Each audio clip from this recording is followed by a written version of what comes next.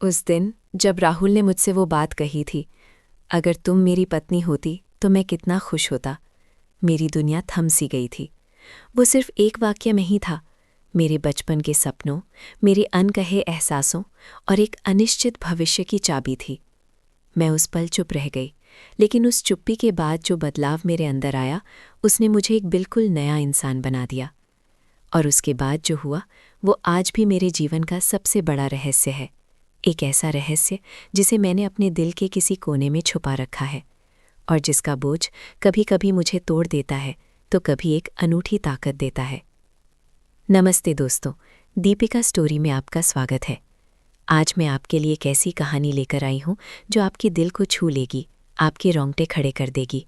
इस कहानी के हर मोड़ पर आपको प्यार, दर्द और रहस्य का एहसास होगा।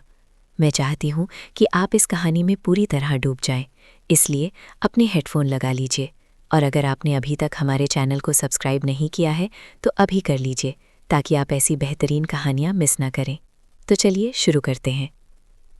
मेरा नाम प्रिया है और ये कहानी मेरे और मेरे चचेरे भाई राहुल की है।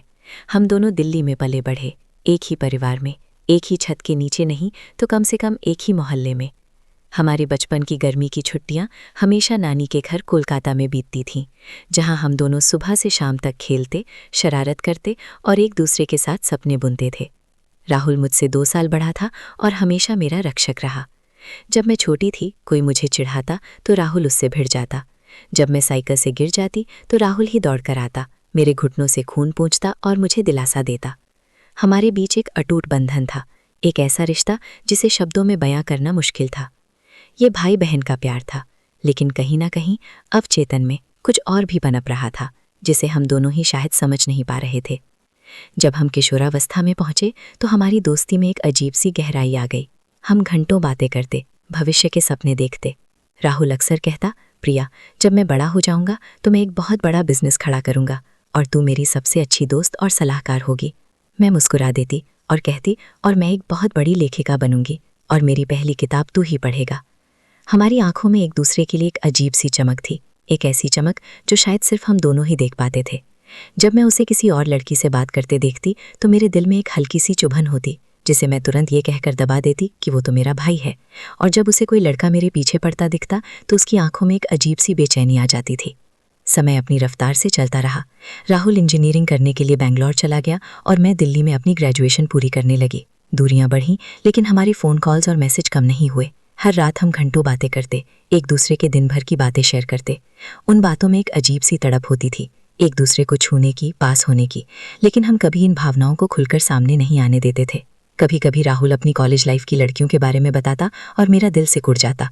कभी मैं अपने कॉलेज के दोस्तों के बारे में बताती और मुझे लगता जैसे उसकी आवाज़ में एक हल्की सी खामोशी छा जाती है। फिर एक दिन वो खबर आई जिसने मेरी दुनिया हिला दी। राहुल ने मुझे फ़ोन करके बताया कि उसके घर वालों ने उसके लिए एक लड़की पसंद की है जिसका नाम स्नेहा है और वो लोग जल्द ही सगाई की बात कर रहे हैं। मेरे कानों में जैसे सीसा पिघल गया।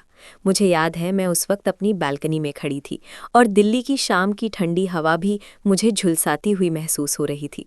मैंने किसी तरह खुद को संभाला और उसे बधाई दी, लेकिन मेरे गले से आवाज़ नहीं निकल रही थी। बहुत अच्छी बात है राहुल, मैं बहुत खुश हूँ तुम्हारे लिए, मैंने बड़ी मुश्किल से कहा। राहुल ने मेरी आवाज़ में अजीब सी उदासी महसूस की होगी, क्योंकि उसने पूछा, क्या हुआ प्रिया, तू ठीक है? मैंने कहा, हाँ हाँ, मैं बिल्कुल ठीक हूँ, बस थोड़ी इमोशनल हो रही हूँ। राहुल और स्नेहा की सगाई दिल्ली में हुई। स्नेहा बहुत खूबसूरत और संस्कारी लड़की थी, हर कोई उसे पसंद कर रहा था। मैं भी मुस्कुराकर सबसे मिलती रही, लेकिन मेरे अंदर का ज्वालामुखी फट रहा था। मैं राहुल को स्नेहा के साथ देखती तो मेरा दिल चीख उठता। मैं खुद को बार बार समझाती कि ये गलत है, वो मेरा चचेरा भाई है, लेकिन मेरा दिल मेरी सुनता ही नहीं था।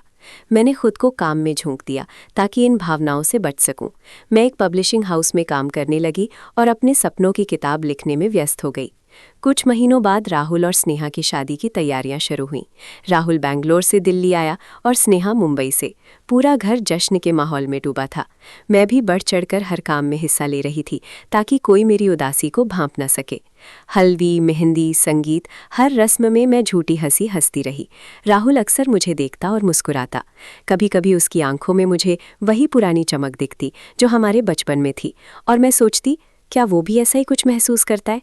लेकिन फिर मैं खुद को समझाती, नहीं प्रिया, ये सिर्फ तेरी कल्पना है, वो अब किसी और का होने वाला है। शादी से 2 दिन पहले की बात थी। रात काफ़ी हो चुकी थी, सब मेहमान सो चुके थे। मैं और राहुल पुराने फ़ोटो एल्बम देख रहे थे। हम बचपन की तस्वीरें देख देख कर हंस रहे थे।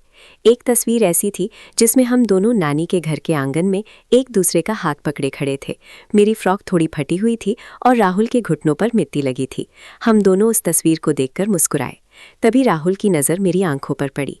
मेरी आंखों में शायद उस वक्त कुछ ऐसा था जिसे मैं छुपा नहीं पाई, एक उदासी, एक अनकही चाहत। कमरे में खामोशी छा गई। दिल्ली की सर्द रात थी और खिड़की से आती ठंडी हवा मेरे रोंगटे खड़े कर रही थी। राहुल ने धीरे से एल्बम बंद किया और उसे बगल में रखा। उसने मेरी तरफ देखा। उसकी आंखों में एक अजीब सी गहराई थी, एक दर्द, एक उलझन। उसने धीरे से कहा, प्रिया, तू कितनी बदल गई है। मैंने कहा, और तू नहीं बदला, तू तो अब दूल्हा बनने वाला है।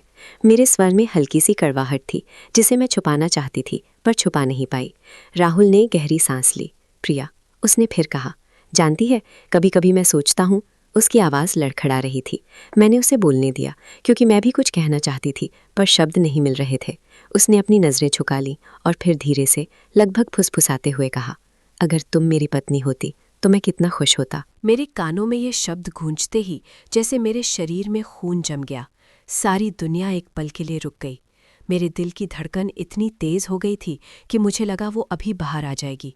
मेरे दिमाग में लाखों सवाल एक साथ घूम गए। क्या उसने सच में ये कहा? क्या वो भी मेरे जैसा महसूस करता है? क्या ये एक मजाक है? क्या वो नशे में है? लेकिन उसकी आंखें, उसकी आवाज़, सब कुछ इतना सच्चा लग रहा था। मैं चुप रह गई। मेरे मुंह से एक शब्द भी नहीं निकला। मेरी पलकें भी नहीं झपक रही थीं। बस मैं उसे देखती रही, उसकी आंखों में उस अनकहे दर्द को समझने की कोशिश करती रही। राहुल ने अपनी नज़रें उठाईं और जब हमारी आंखें मिलीं तो उस पल में मैंने अपने जीवन का सबसे गहरा सच देखा। एक ऐसा सच जो दर्दनाक था, खूबसूरत था और पूरी तरह से असंभव भी। उसने शायद अपनी गलती का एहसास किया होगा या शायद मेरी चुप्पी ने उसे डरा दिया होगा। वो तुरंत उठ खड़ा हुआ जैसे किसी गहरी नींद से जागा हो।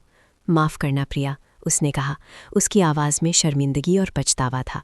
मैंने पता नहीं क्या कह दिया। मैं थोड़ा इमोशनल हो गया था। शादी का तनाव है, तू जानती है ना। वो बहाना बना रहा था और मैं जानती थी, लेकिन मैं फिर भी चुप रही। मैं उसे कोई सफाई देने का मौका नहीं देना चाहती थी, ना ही खुद को और दर्द देना चाहती थी। मैं भी उठी और बिना कुछ कहे, बिना उसकी तरफ देखे, मैं अपने कमरे की तरफ चल दी। मेरे कदम भारी थे, जैसे मेरे पैरों में लोहे की बेड़ियां पड़ गई हों। मैं अपने कमरे में पहुंची, दरवाज़ा बंद किया और बिस्तर पर गिर पड़ी। उस रात मैं घंटों रोती रही। मेरे अंदर का बांध टूट गया था। उसकी कही हुई बात मेरे दिल में तीर की तरह चुभ गई थी और साथ ही एक अजीब सी राहत भी दे गई थी कि मैं अकेली नहीं थी, वो भी महसूस करता था। लेकिन इस बात का क्या फ़ायदा, अब बहुत देर हो चुकी थी। वो कल किसी और का होने वाला था। उस बातचीत के बाद मैंने खुद को एक अलग इंसान पाया। मेरे अंदर एक ऐसी आग जल उठी थी जिसने मेरे सारे पुराने विश्वासों को जलाकर राख कर दिया था। मैं अब सिर्फ प्रिया नहीं थी, मैं एक ऐसी महिला थी जिसके अंदर एक गहरा राज छुपा था। राहुल की बात ने मुझे अपनी भावनाओं को स्वीकार करने पर मजबूर कर दिया था। हाँ, मैं उससे प्यार करती थी, एक चचेरे भाई से बढ़कर, एक दोस्त से बढ़कर, और यह एहसास मुझे तोड़ भी रहा था और मुझे मजबूत भी बना रहा था। अगले दिन शादी के कार्यक्रम अपने पूरे शबाब पर थे। मैं एक रोबोट की तरह सारे काम कर रही थी। मेरे चेहरे पर एक कृत्रिम मुस्कान थी, लेकिन मेरी आंखें हर पल राहुल को ढूंढती रहती थीं। मैंने देखा राहुल भी थोड़ा खोया खोया सा था। उसकी आंखों में एक अजीब सी उदासी थी जो शादी की खुशी में भी साफ झलक रही थी। क्या वो भी मेरी ही तरह अपनी भावनाओं से जूझ रहा था? क्या उसे भी उस रात की बात का पछतावा था, या वो भी मेरी तरह उस अनकहे प्यार के बोझ तले दबा था? शादी का दिन आ गया। मंडप सजा था, शहनाइयाँ बज रही थीं, चारों तरफ खुशियों का माहौल था।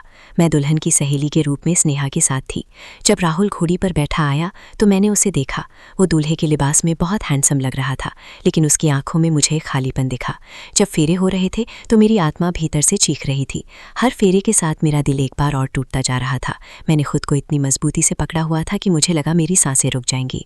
जब शादी पूरी हो गई और विदाई का वक्त आया तो स्नेहा रो रही थी और पूरा परिवार भावुक था। मैंने राहुल की तरफ देखा, उसकी नज़रें मुझसे मिली। उस पल में हमारी आंखों ने एक दूसरे से वो सब कह दिया जो हम कभी शब्दों में नहीं कह पाए थे। एक दर्द, एक अलविदा, एक अनकहा वादा और एक गहरा अफसोस। उस एक पल में मैंने अपनी सारी भावनाएं उस पर उड़ेल दी और मुझे लगा कि उसने भी मेरी भावनाओं को महसूस किया। उसके चेहरे पर एक हल्की सी सिकुड़न आई। एक पल को लगा जैसे वो कुछ कहना चाहता है, लेकिन फिर उसने अपनी नज़रें हटा लीं। शादी के बाद राहुल और स्नेहा मुंबई चले गए। मैं दिल्ली में अकेली रह गई, लेकिन अब मैं वो प्रिया नहीं थी। उस रात की बात ने मुझे अंदर से बदल दिया था। मैं अपनी नौकरी में और भी ज़्यादा व्यस्त हो गई। मैंने अपनी किताब पूरी की, जो मेरे दिल के दर्द और अनकहे प्यार की कहानी थी, लेकिन उसे कोई नाम नहीं दिया और ना ही कभी उसे प्रकाशित करने की सोची। वो मेरी निजी डायरी बन गई थी।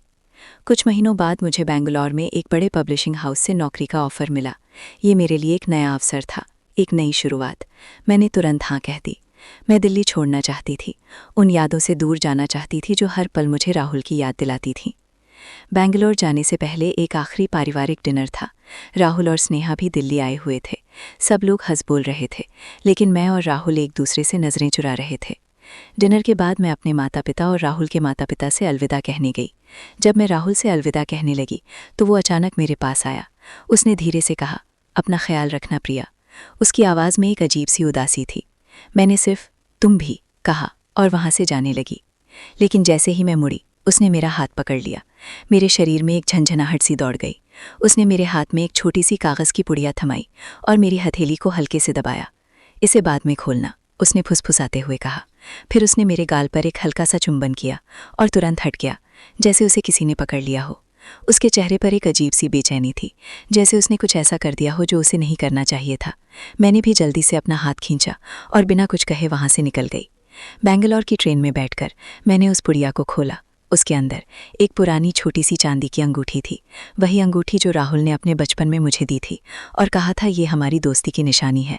और उसके साथ एक छोटा सा नोट था जिसमें सिर्फ 2 शब्द लिखे थे, हमेशा प्रिया। मेरे आंखों से आंसू बहने लगे। हमेशा, हमेशा क्या? हमेशा दोस्त, हमेशा प्यार, हमेशा अनकहा। वो अंगूठी और वो 2 शब्द मेरे जीवन का सबसे बड़ा रहस्य बन गए। क्या राहुल भी मेरी तरह उस अनकहे प्यार के बोझ तले दबा था? क्या वो भी उस रिश्ते को निभा रहा था जिसमें उसका दिल नहीं था? क्या हमेशा का मतलब था कि वो मुझे कभी भूल नहीं पाएगा, या ये सिर्फ एक भाई का अपनी बहन के लिए प्यार था? मैंने बेंगलोर में अपनी नई जिंदगी शुरू की। मैंने एक सफल करियर बनाया, दुनिया देखी और एक स्वतंत्र महिला के रूप में अपनी पहचान बनाई। कई लड़कों ने मेरी ज़िंदगी में आने की कोशिश की, कुछ मुझे पसंद भी आए, लेकिन कोई भी राहुल की जगह नहीं ले पाया। मेरा दिल हमेशा उस एक रात की बात को, उस अंगूठी को और उस हमेशा शब्द को ढूंढता रहा।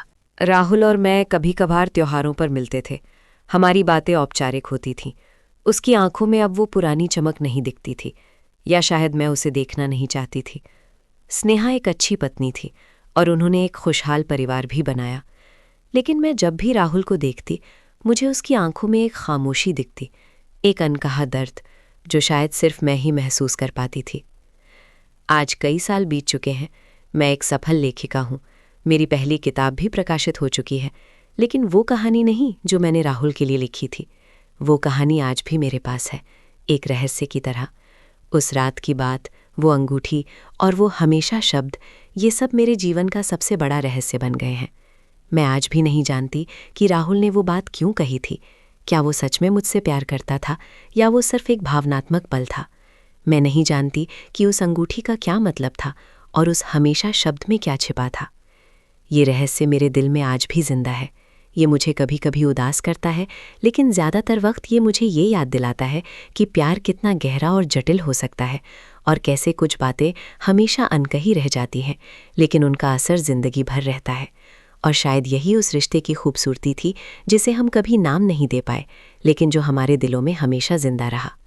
ये रहस्य मुझे एक ताकत देता है। ये विश्वास दिलाता है कि भले ही जिंदगी अपनी राह ले ले, कुछ रिश्ते ऐसे होते हैं जिनकी डोर कभी नहीं टूटती, बस वे किसी और रूप में हमारे साथ रहते हैं। तो दोस्तों, ये थी प्रिया और राहुल की कहानी। एक ऐसी कहानी जो प्यार, त्याग और अनकहे रहस्यों से भरी है। मुझे उम्मीद है कि आपको ये कहानी पसंद आई होगी और इसने आपके दिल को छुआ होगा।